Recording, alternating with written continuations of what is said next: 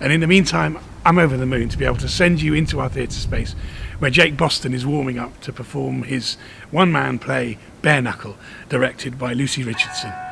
Enjoy the show. Daddy was a soldier. Daddy was a soldier. Daddy was a soldier.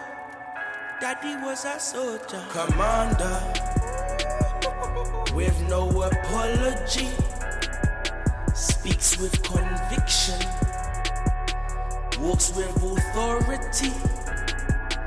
Daddy was a soldier. Daddy was a soldier. Daddy was a soldier. Daddy was a soldier. I sit as I watch you put your wraps round your wrist.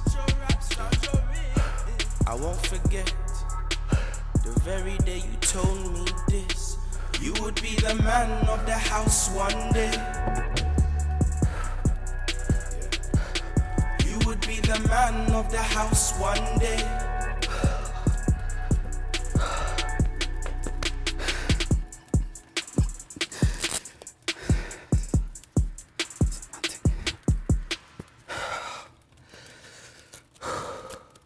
Commander, with no apology, speaks with conviction, walks with authority.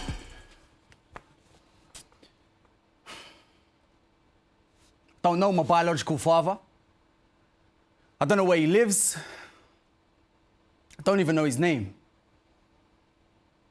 All I've got is this picture. And those that see it say that I'm his spitting image. Personally, I don't see it. Relations to me are more than our identities. Blood doesn't make a man your father. To look like your father doesn't make him your father. To act like your father doesn't make him your father.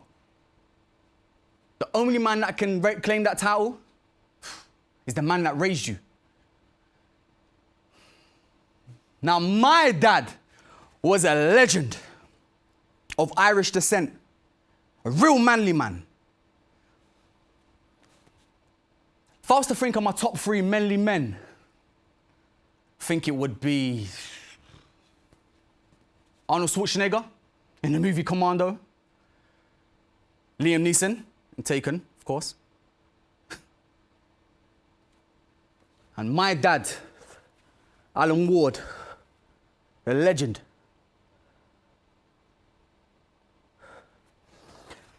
Now, it was a tradition of ours that every Friday night, and my mum doesn't know this, yeah? But every Friday night, she used to go and sing down at the local. When I heard that door close, I would come creeping out, checking that the coast was clear. My dad, sitting on the armchair, would usher me to sit next to him.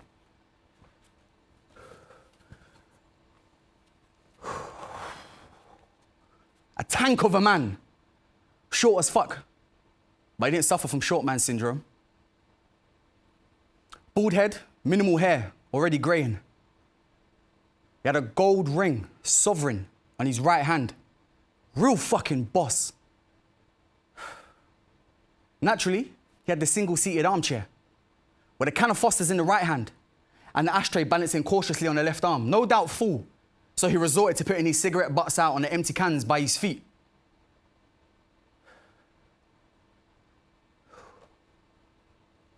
Oh. Camera trickery is fucking sick in this film, son. Van Damme, double impact. Playing twins he is. Oh. Son, you know I taught Van Damme all that he knows. Hey, listen. We move together with strength and courage. Hand in hand. We move as one. Blinding bit of advice there, son. You do well to remember that.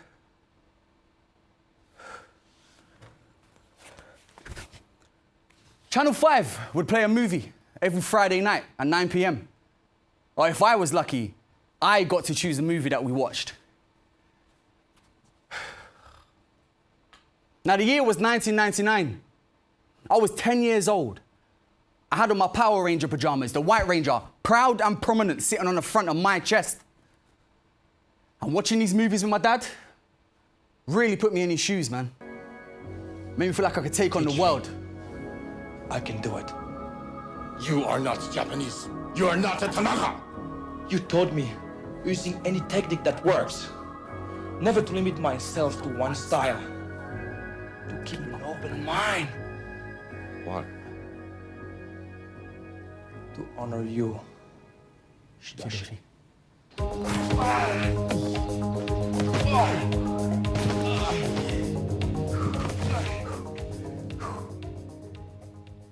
That spinning heel kick that Van Damme done to defeat Bolo in Bloodsport was legendary.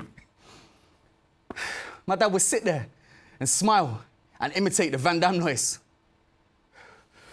Wah!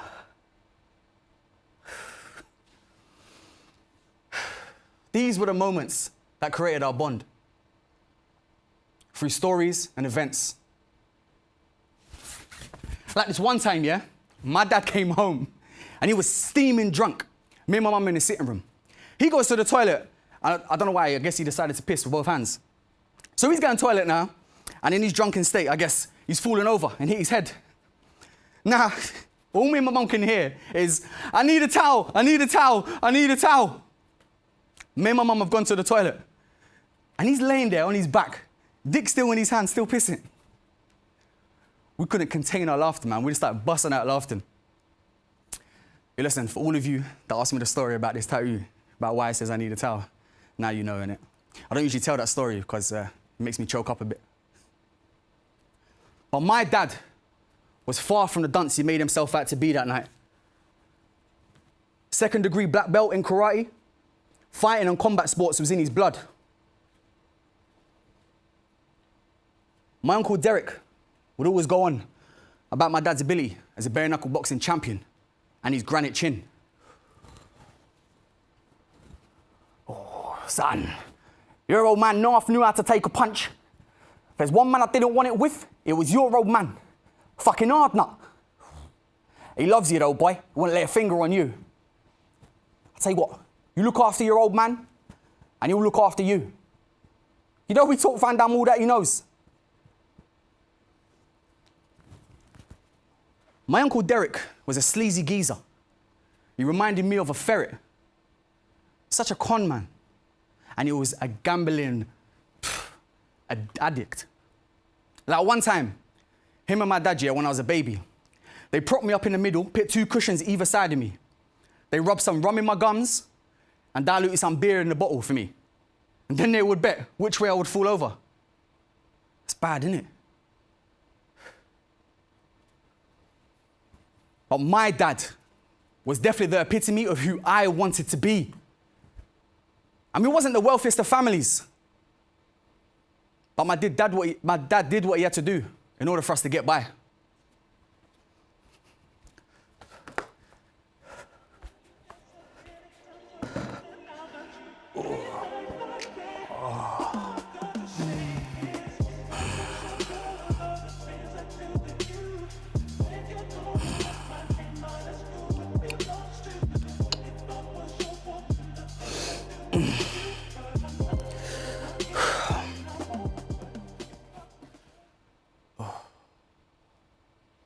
I wake up on a Sunday, dazed and hazy-eyed. Shit, it's fight day. So I throw on my jacket and my shoes, and we leave the house and I close the door behind me. Walking down Homerton High Road, not a single cloud in the sky. On the right, we had the Texaco garage, where me, Jude, and Tejas used to play cricket.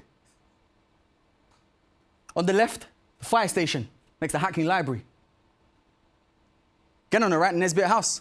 My best friend Carl used to live in primary school. And on the left, the local, the Adam and Eve. In the distance, there was a massive greenery, Hackney Marshes. Cars were parked as far as the eye could see down either side of the road. On the left, you had a car boot sale. And on the right, you had football being played. Sunday league matches. Further up on the left, there were these black gates. That's where the traveller community resided. We got there. This big butch fellow was standing outside. He took my dad's hand and shook it. Right, Al. And he knocked me on the chin with his fist. I didn't know who that guy was, yo. So it was my dad versus a local legend who thought we could take the limelight away from my hero. Irish Mickey took my hand and said, yo, young fella, your part shorts goes fucking upstairs now, young fella. If I was haymaker, man, oh, fucking hell, man, I wouldn't get hit myself, you know, you fucking hell, fella. He was punching, oh, fucking hell, man, shit. I just nodded. Irish Mickey was my Uncle Derek's right-hand man. His eyes were like close together, squished, and they would disappear when he smiled. To be honest, he's best known for stealing car radios. But genuinely, he's a really, really nice guy. Even if you couldn't understand what he was saying. So me and my dad marched hand in hand towards the makeshift ring, stacked 1 hay bale high and 2 wide. My dad sporting his familiar black tracksuit bottoms, orange t-shirt, black cap, Jurassic Park logo, slap bang in the middle.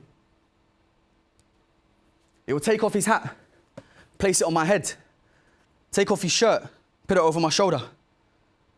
Hold them for me, boy, he would say. Won't be 2 ticks. I just stood there in awe, man. My hero, my white Power Ranger. The 2 men stood on opposite sides of the ring and stared each other down. The referee would be a big burly fella. You know, I say referee, he was only there to keep foul play at the game.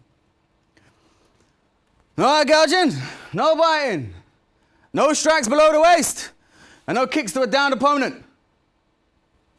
Of course that happened. All you would get at you, yeah, is a slew of words thrown at you in a harsh, gibberish accent. And the opposing families would throw all sorts across the ring. I kid you not. I once saw, yeah, a wig hit the referee. True to fashion, he picked it up, spat on it, and threw it out. My dad then came out in a stance I've seen too many times. His hands were down low into baiting the opponent to throw in a punch. The guy threw the right hook, my dad ducked and threw his own, connected. Parried the left jab and threw his own, connected. Got up close in the clinch, threw some uppercuts, connected. The last one hits the guy's nose, and all too familiar colour of claret hits the hay bales. Now you see, these fights will continue until one man couldn't physically, which usually happened as a rule of pride. Or if the referee just decided to wave it off, or if someone got disqualified. But instead of being disqualified, the opposing family would just forfeit some of the wagers set in place to let the fight continue. My dad then came in with a kill, a combo I've seen him throw at me too many a time. Right hook to the face, fake left uppercut to the body, but come over big with a big right haymaker. Now I'm watching this guy go down with a smack. The referee steps over him and waves his arms to signify the fight's over, while raising my dad's. His face all bloody and bruised.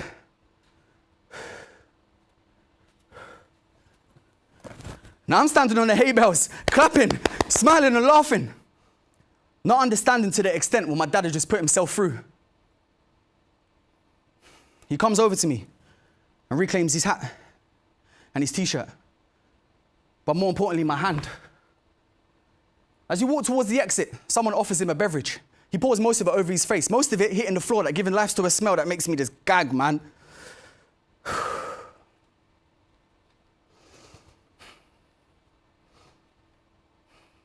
As we leave the exit, I look at my dad's hand. It's bloody and bruised, but more importantly, a smother in mine.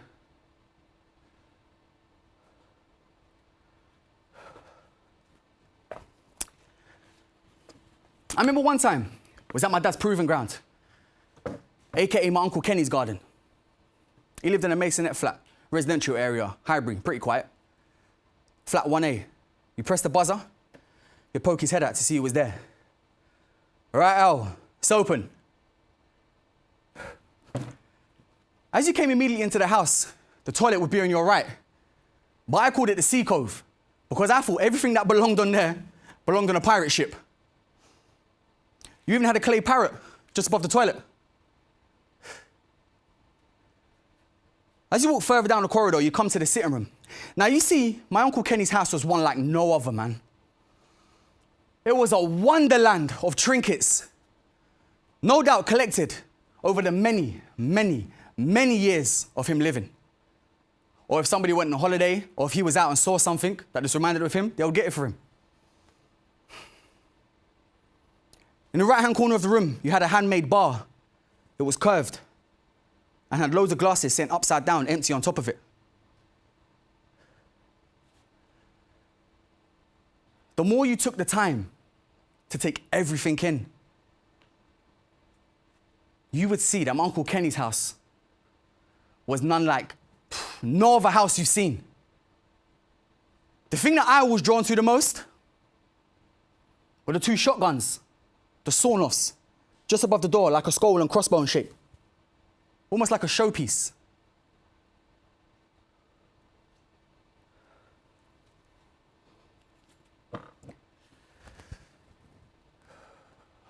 My Uncle Kenny is definitely an eccentric character, with a big bushy beard with a slow gradient from black to grey, and a Steven Seagal-esque ponytail with similar shades. He had gold rings on every finger, and gold chains, and a smile that would warm your heart. He was a collector, a father, uncle, and a brother. My Uncle Kenny's house here was always the place to be. He had drinks chilled, ready for when guests came. All right, Al, you want a Stella? How about a Foster's? What about you, son? Got a Coke in the fridge? Got some umbongo in the cupboard? Tell you what, son, you look after your old man, and he'll look after you. You know he taught Van Damme all that he knows.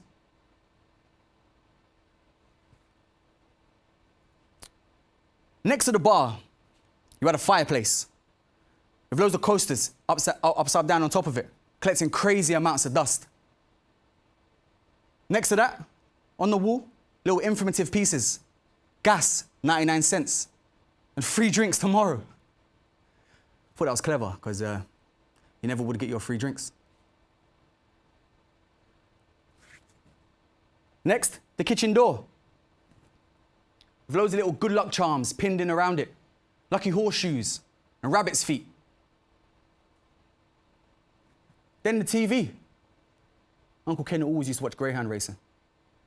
But it had this little like weird figure on top of it, and it had like hands for branches, cupping all sorts, marbles, hairbands, and lighters.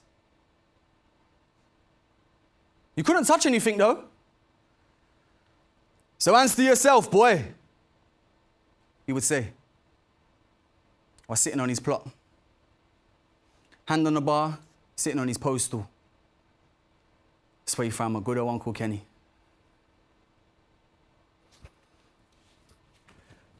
If you came back down the corridor, you'd be greeted to a door. When you open it, it led into the garden. You would see an uneven patio. 2 deep, 8 wide. Weed and dirt filled every single crevice. At the back of the garden, you had a shed that had my dad's prized possessions inside it. Now, I was tasked with setting up the heavy bag and the speedball, and the brackets for these would be by the door. My dad would dance around the garden, get the blood flowing a bit. I'd always take note of his stance and the way he hit the speedball especially. Next, I was tasked with holding the mitts, and he would hit them. With every punch increasing in power. Listen, I'm pretty sure, yeah? I'm pretty sure he was trying to knock me off on my feet. He would always imitate the Van Damme stance and noise. Wah!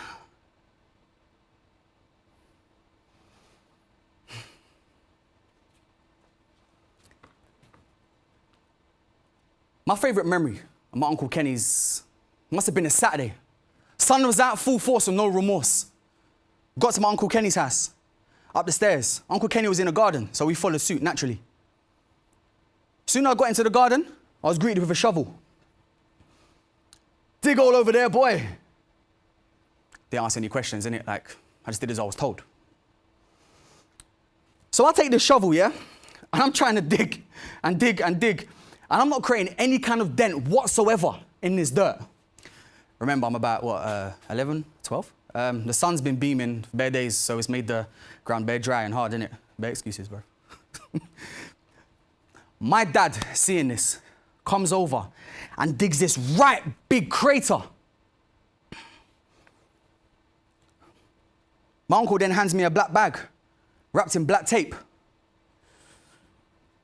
Throw that in there, boy. Again, I just did as I was told. No questions asked. Good lad. We covered that up and made our way back upstairs.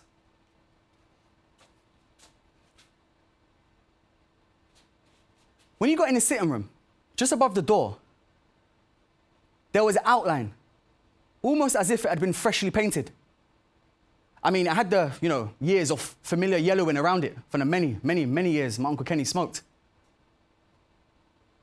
And then it dawned on me, yo, I just buried shotguns. See, to this day, I don't even know if they're still there or even what they were used for.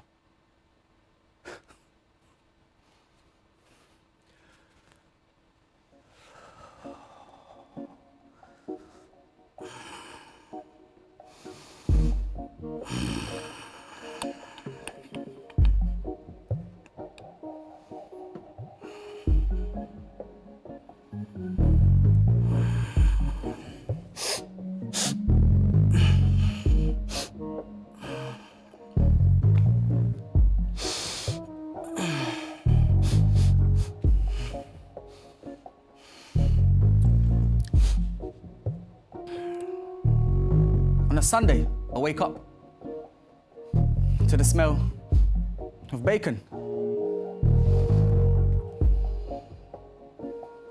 I can hear the thumping bass and snare of the reggae tune.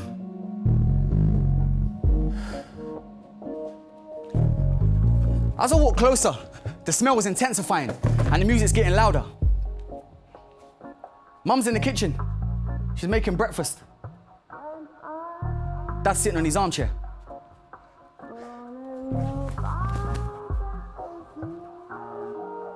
He says nothing.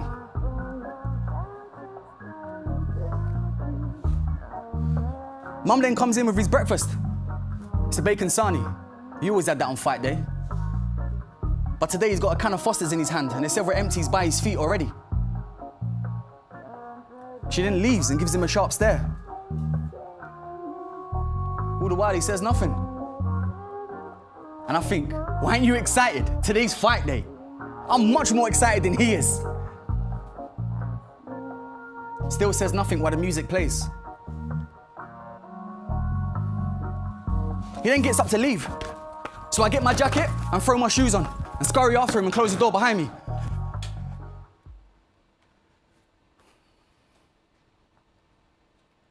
The atmosphere isn't right, man. Like something isn't right. Like Dad's quiet. And I'm quiet because he's quiet. I know that he's quiet probably because I'm quiet. We go into Casey's, the shop opposite Marion Court. I bomb straight for the sweets, Frutella. Grab a Lanky Larry, some Transformers, Panda Pop, put it on the counter. My dad grabs a can. Yellow price tag, 79p. A white graphic wrapped around the can. White Ace, cheap cider. He pays for it and we leave. Now for once, I'm in tune with my surroundings. I can hear the birds chirping and the planes flying overhead. And the sound of a can crushing. And my dad throws it into the bushes. We get to the supermarket, the one by Cardinal Pole School. That's one of the shops that you could have £1, go in there, get bare penny sweets and bare other stuff and still come out with change. Dad shoots in there. I'll wait outside this time. Give it a few minutes, he comes out with the same can, and there's one in his pocket. 79p, white Ace, a cheap cider. In the distance, you got the marshes, and I'm all too familiar with it. We get to the big black gates, and that big fella's there, and he ruffles my hair. I still don't know who this guy is. Yo, you see, as we stepped in, it become way too surreal for me, man. On the left, you've got cars, and more cars. All Fords, Sierras, Escorts, and Cosworth versions of them. And the owners are standing by them. To the right, people bantering and bartering, waving copious amounts of money in the air. No doubt placing bets, because my dad wasn't the only one fighting today. Now I'm plodding along after my dad. He's saying hi to all these people. I've been there several times before, but today I'm seeing several new faces, and this is weird. We get to the gravel area, and there's potholes filled with water and glass. And I know we're getting closer to the fight area, man, because the smell hits me and it fucking stinks. No doubt just years of blood, piss, and shit. My dad then shoots off to the left and leaves me standing. He's gone to go and talk to Uncle Derek and Irish Mickey. Now I'm left to my own devices. So I'm starting to clock a lot more of this atmosphere.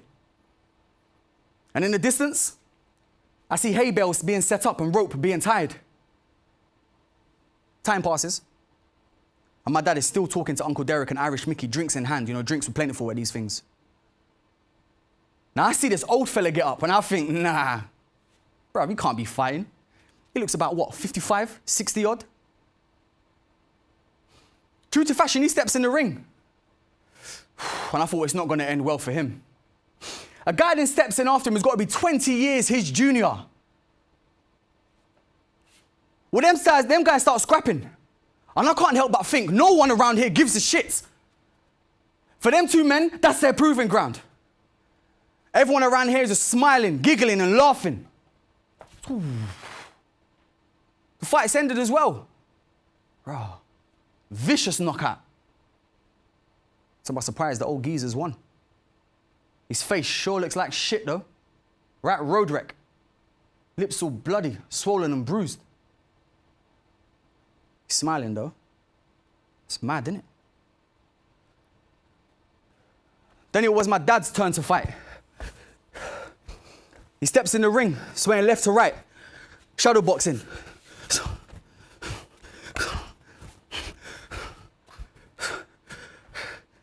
He looks at me and gives me a nod.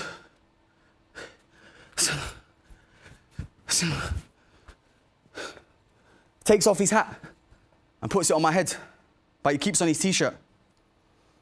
Steps into the ring, rotating his shoulders, shadow boxing. His opponent steps in, real meaty man. My dad's hands defensively in front of his face, eating punch after punch after punch, throwing nothing back in retaliation, just the odd left and odd right that are not connecting how I've seen him to or how I know him to.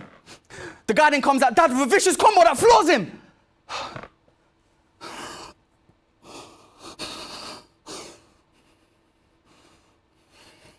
This is the first time I've seen my dad get floored, let alone violated in the manner in which he is. The referee steps over my dad to wave the fight off, and Dad gets up.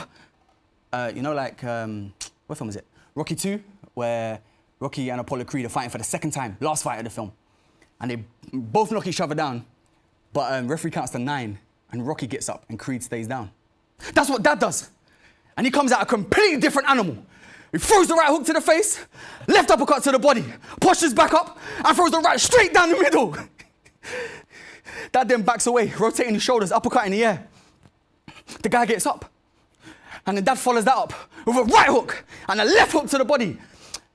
You know, like in Bloodsport, I think it is, Van Damme is fighting that big sumo guy in the kumite, and he gives him that palm strike straight to the solar plexus. Wah!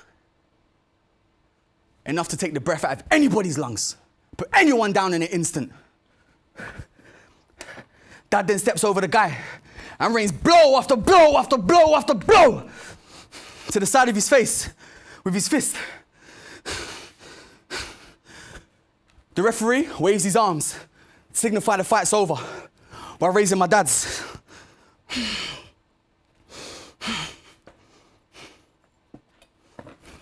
I'm standing on the hay bales and I'm clapping and I'm laughing and smiling.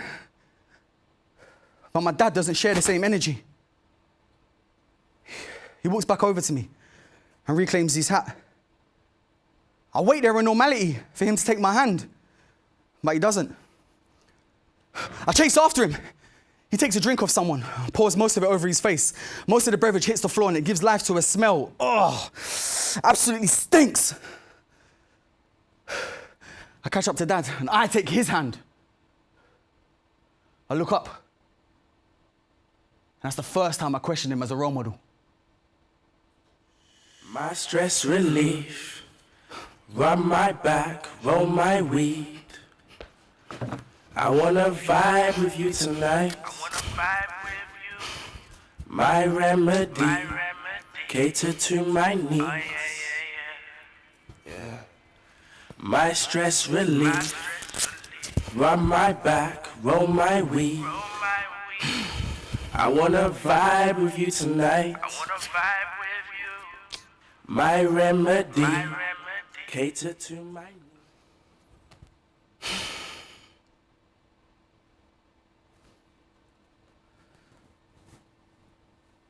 On my 16th birthday, my mum brings me into the sitting room, sits me down and proceeds to tell me that the guy who's raised me isn't my biological father and that my surname's Boston.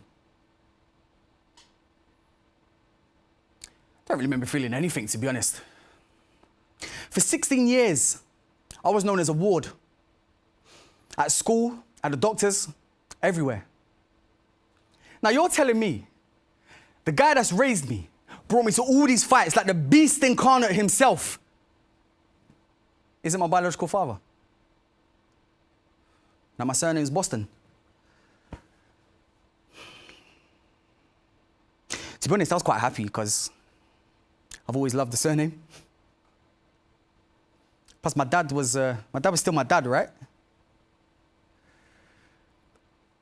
So 16, just found out I'm a Boston. Parents' relationship, real rocky, man. And my mum just kicked that out. No more seeing the kids, no more taking me to fights, no more coming to the door until you get your act together kind of thing. So for once, I'm left to do my own thing. Find my own way in life. My dad had always said that he wanted me to fight professionally, follow in his footsteps, and he would train me whenever and wherever he could. I didn't actively take to it, nor did I really want to be a fighter. I was a typical teenager with a bit of spice thrown in. A real rebel, always grounded, the lightest one on my crew as well. We spent most of our time on the estate or on the roads, like I said, if I wasn't grounded. There was 5 of us in our crew, and each of us had our own thing.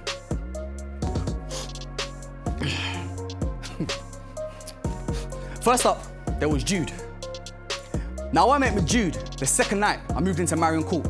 He lived at number 32, 4th floor. September 2nd, 1996. He was playing football in the cage with Edward. My mum forced me to go down there and be friends with him.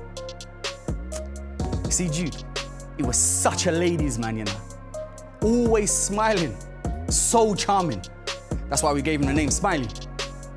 He is a prime example of how to turn your life around, man.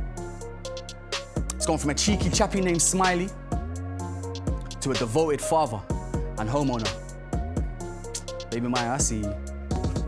To be honest, he was best known, yeah, for his string vests. He had a towel around his neck, everything American, and his crip walk.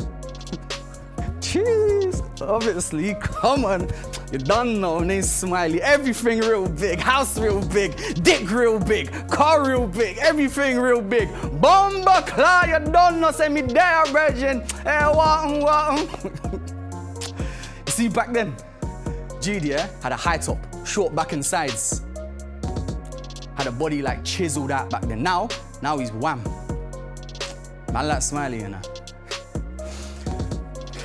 Then we had Del, Jude's younger brother, about 4 years, aka Bad Boulevard, aka Tiny Mince, aka Younger Scraps, aka Younger Mental, aka Mince, aka Mensa. The list goes on. Del was a bit of an all-rounder. Such a creative guy, man, and such a methodical thinker. Guy was always coming up with dumb sayings, like not dumb sayings, but they made sense. If you know Del, then you know I ain't lying. He'll say stuff like, once the cow's milk is pasteurized, you have to bring the horse to come and drink. I don't know, like, you don't know Del, tell me I'm lying. Laurie, tell me I'm lying, innit? Del had bars for days, man. Such a gifted guy.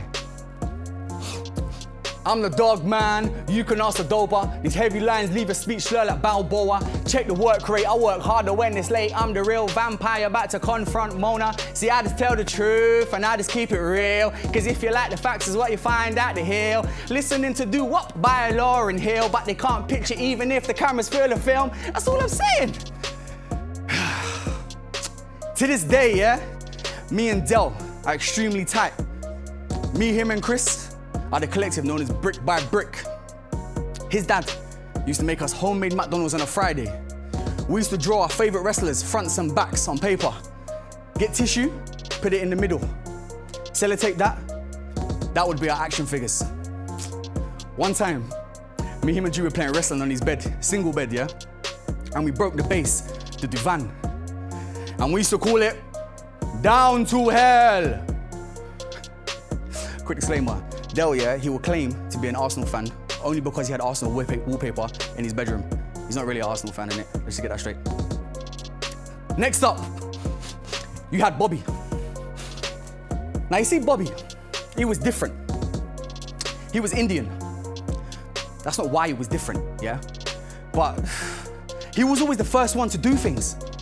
The first to learn how to smoke weed, the first to learn how to wheelie, and the first to get a camera phone. Like, he was a bike fanatic. He used to hum in between every word when he spoke. Obviously I'm the man, innit? Because obviously, man knows how to wheelie. Obviously my bike's got suspension. And if your bike's got suspension, obviously, you're the man. Bobby is such a conundrum. Because he was always in trouble, but never actively involved in said trouble.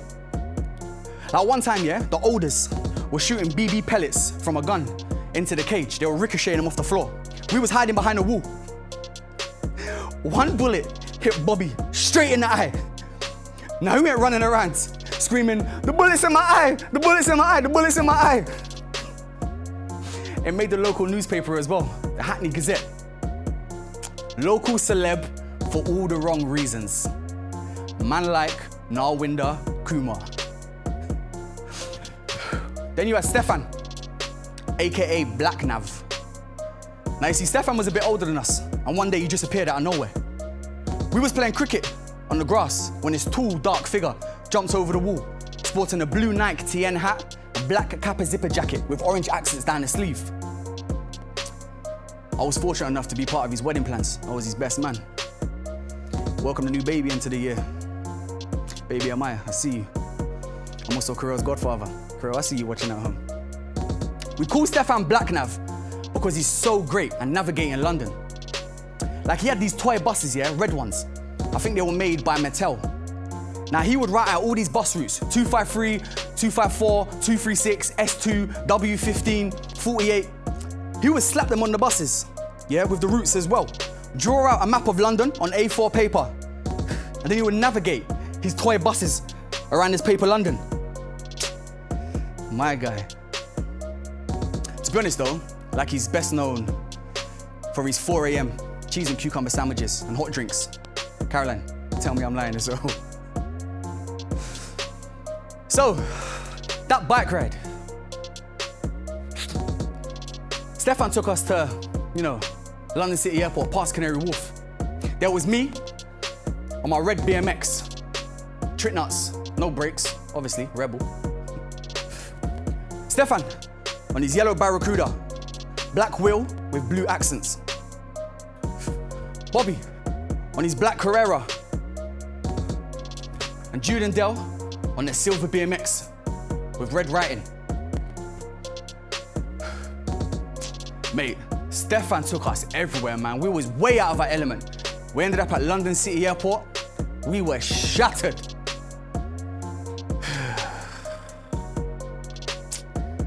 So that was the boys. That was the crew. But I tell you what, growing up, we went through several different phases. We wanted to be biker boys, we wanted to be footballers. And I think the best one yet was when we watched the movie Mighty Ducks. We went to Solo Sports in Mare Street, bought rollerblades, that would be our ice skates.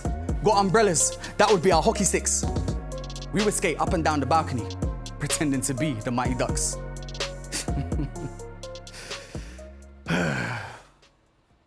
That was the crew, man.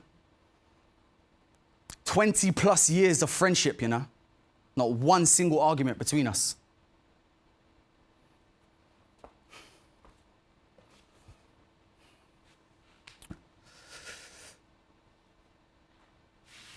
You know, there were times when I didn't know what to do with myself. Jude and Dell had gone blue water with their dad. Bobby had gone swimming with his.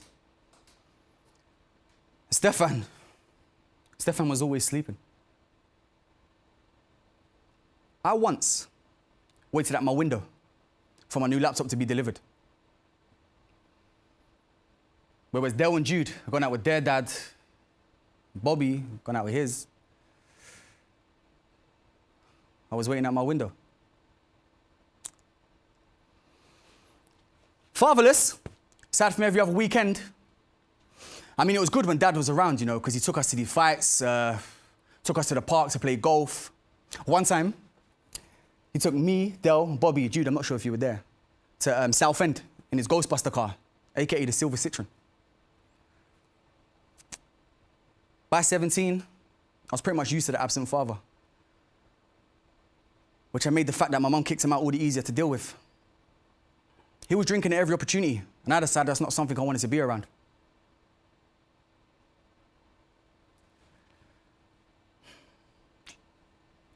Looking for the answers at the bottom of the bottle. He kept me from the thing I deserve most. A dad. So I was the man of the house now. And that's a title that I took with pride. Some might say I was too cocky with it. Like I really, really, really embodied my inner Van Damme. I got into fight after fight after fight. I got my phone robbed in the internet cafe and my bike robbed, JJ and Jamal, you pussios. I got jumped by the elders on the estate, got initiated into a gang. But I think the thing that scared me the most was when I went on a lad's holiday with Jude. Remember this, bro, to Tenerife. And I got jumped by a bagger man. It was just a stark reminder that I didn't know how to defend myself. That wasn't my dad. Yo, it left me frightened, man.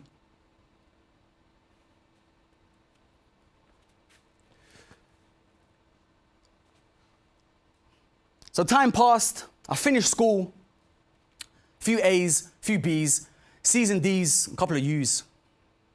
And this face has seen minimal light. Hadn't seen my dad much. And to be honest, I was tired, yeah? Like real tired of doing chores. So we decided to enroll into college, me and Jude. Of course, we left it too late. There was only IT left or travel and tourism. So naturally, we chose travel and tourism. Yo, you see college? College was so different, man. So different from school. Simply because I decided whether I wanted to go or not. Well, I mean, aside from my mum, no one was actively encouraging me to go college. Of course I would, because you get education maintenance allowance, EMA, £30 a week, if you turn up to all your classes on time. I didn't go out much after college. Still scarred by the events on holiday. But in my class, I met a guy called Evans Tode. Yo, bro, why have you got 2 first names? Yo, man, why do you claim to be mixed race when you look so white? See, Evans was tall and dark, half Kenyan, half Italian. He had long, gangly arms, and he was a fighting fanatic. He actively encouraged me to pursue fighting. I mean, it was something I was thinking about, you know, from the days at the marshes with my dad, but nothing that really got me too hard. But this time around, I thought, fuck it. You know what? I'm gonna dedicate my all to it. I'm gonna study it religiously and get real good at everything. I couldn't wait to show my dad. So, we started watching Kimbo Slice, Back Alley Brawls. These were animalistic in nature, man. Like something similar to what I seen at the marshes. But these fights here, these fights were proper. Like the real deal. This went on for around, what? Around 2 years. Then we found the UFC, AKA Ultimate Fighting Championship. We would study it religiously, recreate what we saw in the gym every Monday. It'll be the topic of conversation, talking about all the knockouts and all the submissions that we saw. My favorite fighter was Anthony Rumble Johnson. And Evans was Anderson, the Spider, Silva. Time passed, and I'm getting real good, like real good at my foot placement. I couldn't wait to tell my dad when he came to the house this Saturday. When I say to the house, I mean to the gate. Mum wouldn't let him in if he was drunk. Lo and behold, we knew he would be. So Saturday looms. Dad turns up. Now he's drunk, but not paralytic. Like, I actually think, during that time, my dad's DNA, like, bonded with the alcohol on such a molecular level that my dad is like alcohol personified.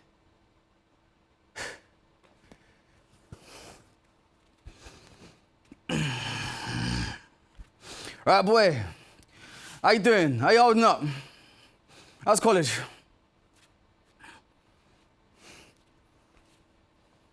Yo, I thought I got to contain myself, man, because I got way too much energy, too much excitement for this situation right here. Yeah, look, Dad, look, it's good, man, it's good. Like, I'm getting real good, yeah, at my power shots, like my foot placement.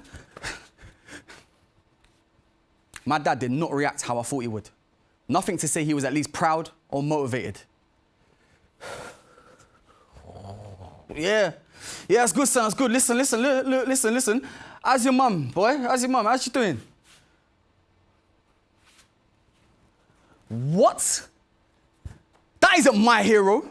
That's not the guy that I know. Like, for once, yeah, this guy had a crazy toothache. Instead of going to the dentist to get it sorted, he just let it get worse and worse and more rotten and rotten. Purposefully got drunk. Got a rag, put some vodka on it, put it over the tooth, grabbed some pliers, and he yanked until the tooth came out. Pain and resilience was in this guy's DNA. But before me stood a shadow of his damn former self. Yeah, Dash is good, man, she's good. Look, when you gonna clean your act up, man? Like, Dad, I wanna start fighting. I want you to start training me, man. Like, I wanna be a contender, Dad. Like, I wanna be like you. But when I said that, I felt like I was Rocky 3, when he's talking to Mickey, and Mickey's trying to, you know, coerce him into not fighting Clubber Lang. When I said that, my dad come to life, like a fire had been lit under his ass. Yeah? All right, son, go and get your mum. I waited by the gate while they spoke. All right, kid, your mum said I could train you. Well, you gotta want it, boy, yeah? Yes, a million times yes. To be trained by my mentor, my hero, Alan Ward. Yo, you see that night when I got home? I decided to pamper myself. I had a hot bath with some bubbles, Radox. I had a hot chocolate. Then I decided to have a good old victorious wank. So I set the scene. I had Eurotrash playing on the TV, Channel 4, program about European porn, hosted by a guy from Belgium. My dog Bandit was in the room though, and he wouldn't get out. But I just thought, fuck it, innit? Why not? So I'm sitting starkers on the edge of my bed, yeah, naked, like, fully going at it, trying out all these new techniques, like, proper going at it, when my dog's just there. And there's a knock at my door. Oh, shit. So I clamber around, like, looking for my towel. And obviously I can't find it because the room's dark. My mum opens the door, yeah? And as she does that, I grab the thing that happens to be closest to me. That happens to be... it happens to be my dog. Now I place this dog... I'm not gonna hear the end of this. Now I place this dog over my nether regions, yeah? To cover what's left of my dignity. Me and my mum lock eyes. Everything just slows down like it's in slow motion. And while we're staring at each other, you can still hear the moans and groans from the TV. But you see, as soon as she opened the door and stared at me, the dog shot up and it ran out. And I'm sitting there cross-legged. Yeah. And I'm looking at my mum. And I just start nodding. Yes, okay, mum. She closes the door. She looked bemused and puzzled, but listen, mum, you know what you walked into, innit? Oh, man. Fuck's sake. So, Saturday looms, and my dad turns up, true to fashion. He ain't drunk though, 6:15. We jog 3 miles on the cobble pavestones into the gym, working on punch after punch after punch. The legend is reborn. Jake Boston. Skipping, jogging, press-ups, sit-ups. Oh man, I finally felt alive. Finally felt wanted. I finally felt like my father's son. After training, my dad took me for a few cheeky bevies. You know, in fact, I felt like I was Van Damme in the movie Kickboxer. You know when he's training to fight Tong Po and he dances drunk? You're a good dancer. Yeah, dancing, yeah, I'm good. Why? American disco. Want to observe your balance. Here? Really? Chicka-jum, chicka-jum, chicka-jum, chicka-boom, chicka-jum, chicka-jum, chicka-jum, chicka-boom, chicka-jum, chicka-jum, chicka-jum, chicka-boom, chicka-jum, chicka-jum, chicka-jum. How? Chicka-jum, chicka-jum, chicka-jum, chicka-jum. It's all right. Doom, doom, doom, doom. Pam,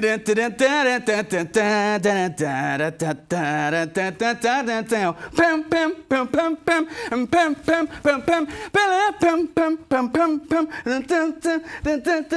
feeling so good today.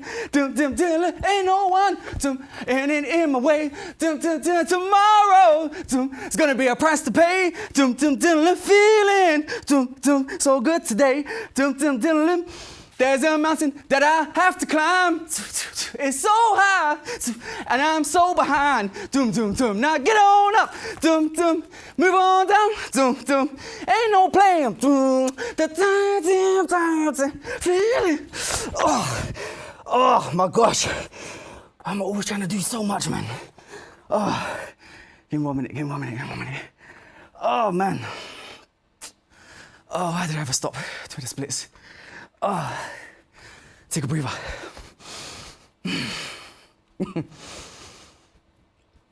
See the thing about elation, yeah? That's usually followed by a steep drop. Not like going on a roller coaster and you get right to the top of the world. Only to turn a corner and come right back crashing down to earth. See, life has a funny way of reminding you of who's in charge, man. I just got my first tattoo. Boston. Little tribal design underneath. Got it from Camden. I paid £70 for Tanika's tattoo as well. You're welcome. So the next morning, I woke up at 6:15, jogged 3 miles into the gym. I was alone. Dad didn't turn up. So I thought, fuck it. I'll run drills with one of these trainers. Right hook, left hook, right hook, left hook. At the corner of my eye, I see my dad stumble into the gym. He's drunk. I can see him hitting the mitts.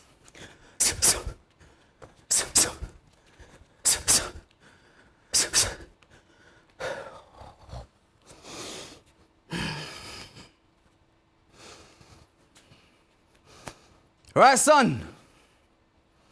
Come on. Let's run some drills. I ignored him. Kept on hitting the bag.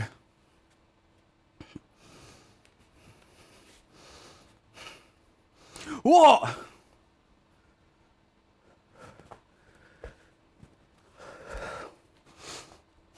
I ignored him again. And he does that thing.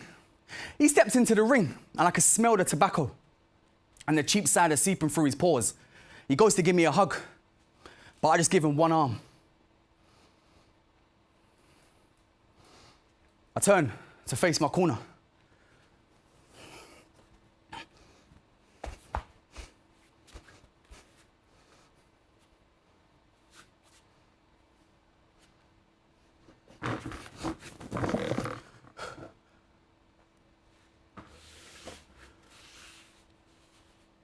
What's that tattoo say? A Boston, yeah? Now I can hear the disdain and the disappointment in his voice. Remember, for 16 years, I've been known as a Ward. That's his surname.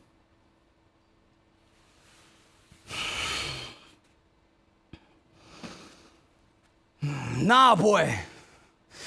You're already warmed up. Come on, let's spar a little. Now, you know, I knew this was a bad idea, but I thought I'd take it light, seeing as we were sparring. My dad threw the right hook, I ducked and threw my own. I parried the left jab and I threw my own. Postured back up and threw the right straight down the middle. The last punch hit him square on the nose. My heart felt to apologize, but my mind just wouldn't let me.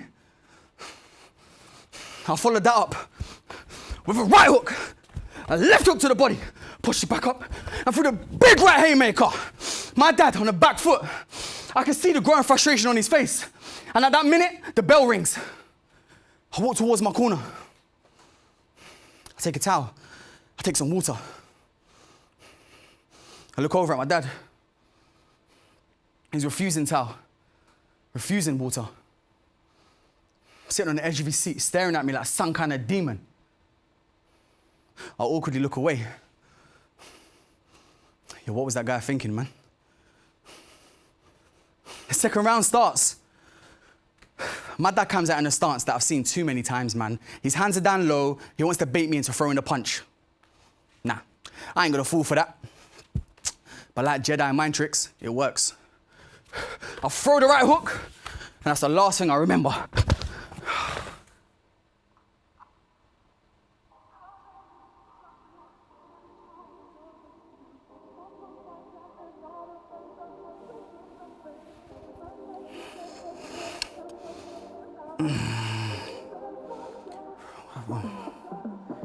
Yo. I wake up in a daze. My eyes are fixated on the ceiling, and I'm seeing stars. You know, like when you get up too quick, or you yawn. Yeah, that. What the fuck happened, man? You been knocked out, fella? I heard a voice say, but it wasn't my dad's. I look around to find him. Couldn't see him anywhere. Little did I know that'd be the last time I saw him for a while.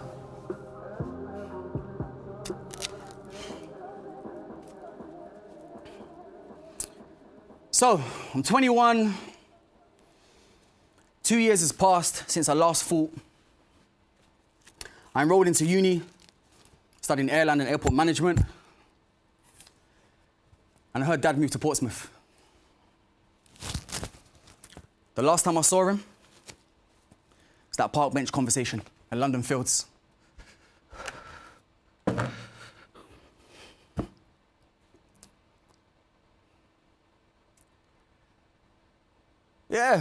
Yeah, I'm good, Dad.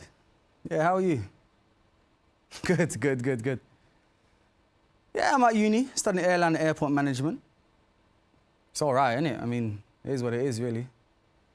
How are you? How's Portsmouth? You enjoying it, yeah? Good. What's that? Yeah, go on, give it here. What's wrong? The font is too small, yeah?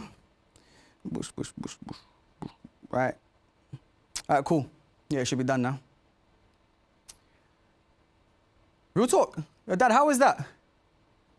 Why are you being so humble for? Come on, man. It's not every day you get to see Gregory Isaac in concert now, is it?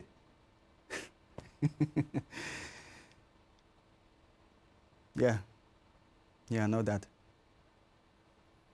Yeah, I love you too.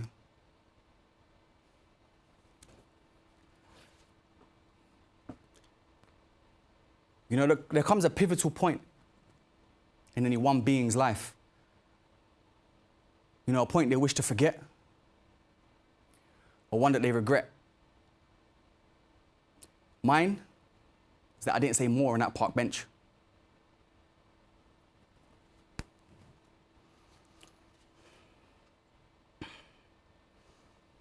It was my mum.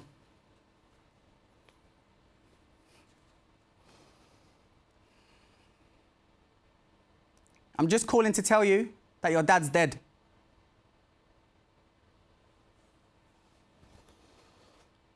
That's how she delivered it. Okay. So I had to ask the question. How did it happen, innit?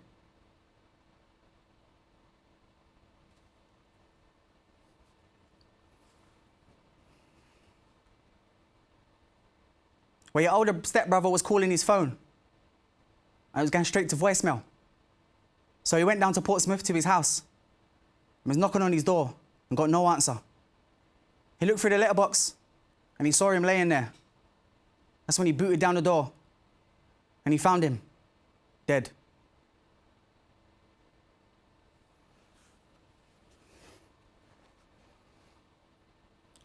Okay.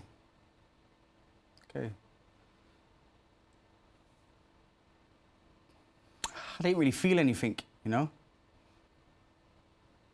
Like, I'd always been taught to move forward. I was conflicted. I mean, I had one question. Like, how do you go from spending the best years of your life, yeah, as a bare knuckle boxing champion, to being found dead on your floor?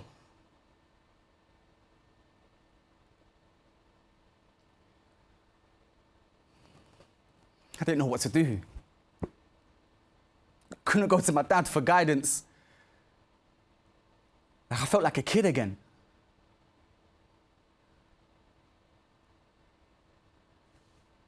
We moved together with strength and courage. Hand in hand, we move as one. I mean, I had to get on with life, right?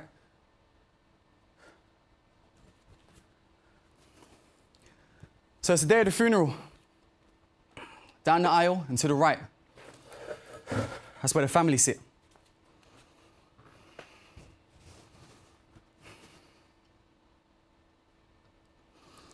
I look around.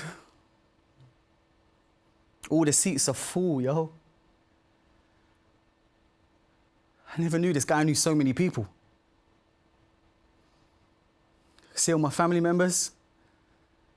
My Uncle Derek, Uncle Kenny, Auntie Mabel, all my extended cousins. Irish Mickey's here as well. All my friends are here to support too. Jude, Del, Stefan, Bobby, and Evans. My uncle and stepbrother bring the coffin down the aisle as we stand.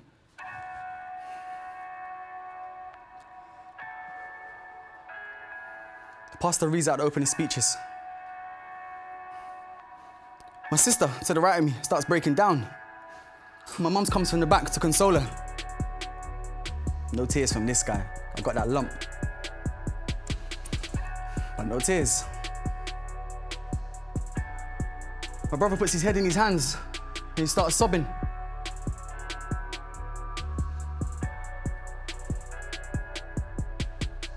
I stay planted, militant, rooted to the spot.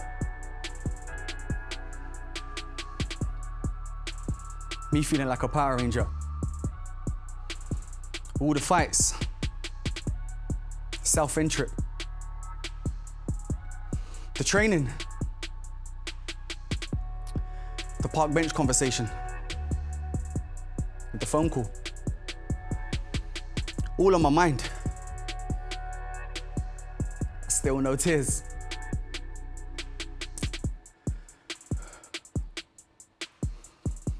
The curtains start to close as the pastor says the closing speeches. I can hear people shouting, "We love you, Al!" Still no tears.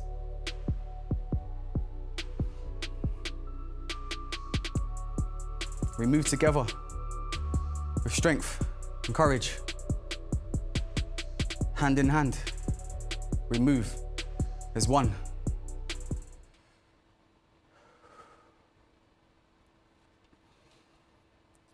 Yeah, I love you, Dad.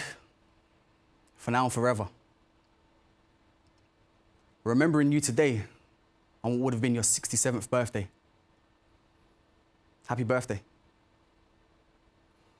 I know you and Uncle Kenny are looking down on me. I hope I make you proud. I remember you for how it was and how you were, instead of how it ended. Till we meet again, old man.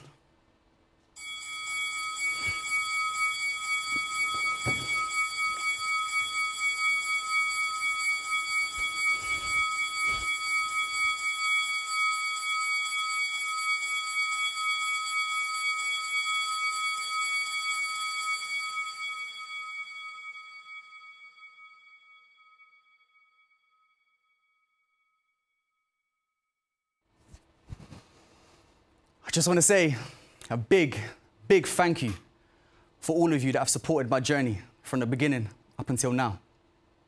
I've got a few names to go through. First and foremost, thank you, Mum, for believing in me and supporting my dreams, even if you can be a bit stubborn. I know you disagree. Thank you to my brother Del. You've always been there, man. Great inspiration to you and your family. To Jude, Caroline, and Stefan, I love your energy. Big up yourself. To Leanne, thank you for your help in Edinburgh. Demi and Bex, legends. And to Shalina, without you, the show wouldn't have got off the ground. And for those of you watching at home, just thank you.